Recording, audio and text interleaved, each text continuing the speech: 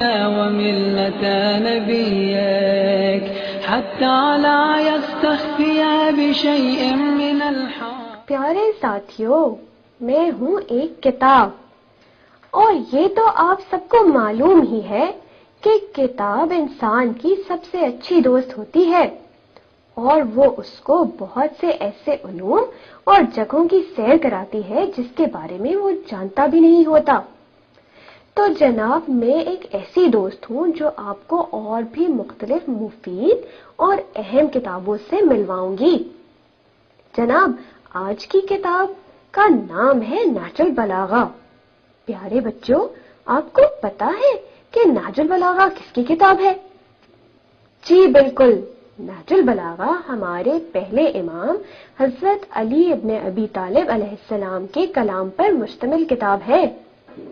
امام علی علیہ السلام کے کلام اور خطبات کو علامہ سید محمد بن حسین الموسوی المعروف سید رضی رحمۃ اللہ علیہ نے جمع کیا ہے.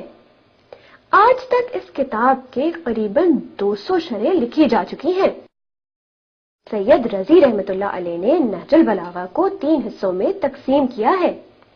پہلا حصہ امام علی علیہ السلام کے مختلف مواقع پر کیے ہوئے خطابات اور دیے گئے خطبات پر مشتمل ہے.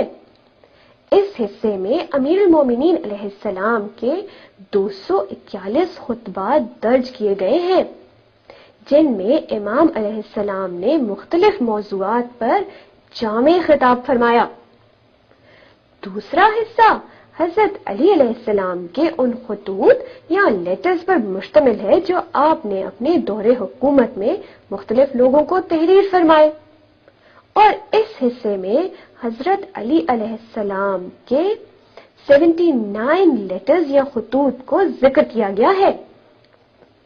تیسرا حصہ امام علیہ السلام کے مختلف موضوعات پر مختصر کلمات پر مشتمل ہے، جن میں امام علیہ السلام نے انتہائی مختصر لفظوں میں اہم مسائل کو واضح اور روشن کیا ہے، اور اس حصے کو کلمات قصار بھی کہا جاتا ہے، یعنی مختصر کلمات.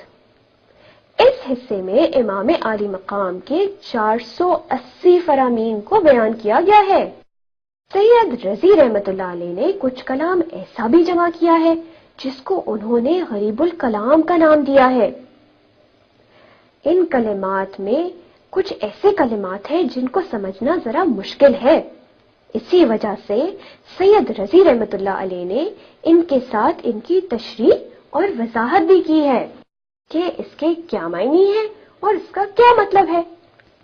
اس کے علاوہ بعض نہج البلاغہ کے نسخوں میں امام علی علیہ السلام کے 2 بہت ہی عجیب و غریب خطبات بھی ملتے ہیں.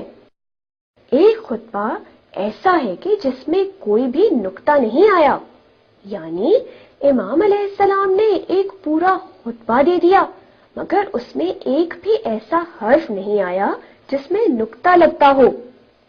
اسی وجہ سے اس خطبے کو خطبہ بلا نقط کہا جاتا ہے. اور دوسرا خطبہ ایسا ہے کہ جس میں سب سے زیادہ استعمال ہونے والا حرف یعنی الف بالکل بھی نہیں آیا، یعنی امام علیہ السلام نے طویل کلام فرمایا مگر کوئی بھی ایسا لفظ استعمال نہیں کیا کہ جس میں الف استعمال ہو. اور جناب، اس خطبے کو خطبہ بلا الف کہا جاتا ہے. پورے نہج البلاغہ میں حضرت علی علیہ السلام کے کلام میں 111 قرآنی آیات ذکر ہوئی ہیں، اور نہج البلاغہ کے تمام کلام میں 380 مقامات پر حضرت علی علیہ السلام نے احادیث نبویہ کو بیان فرمایا ہے، اور 14 مقامات پر آپ علیہ السلام نے عرب شعراء کے اشعار کو بھی ذکر فرمایا ہے.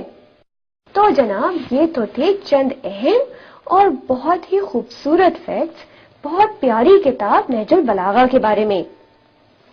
جناب، اب آپ ہم سے وعدہ کیجئے کہ آپ بھی اس کتاب کو پڑھنے کی کوشش کریں گے اور سمجھنے کی بھی، کیونکہ یہ ہمارے لیے راہ ہدایت ہے.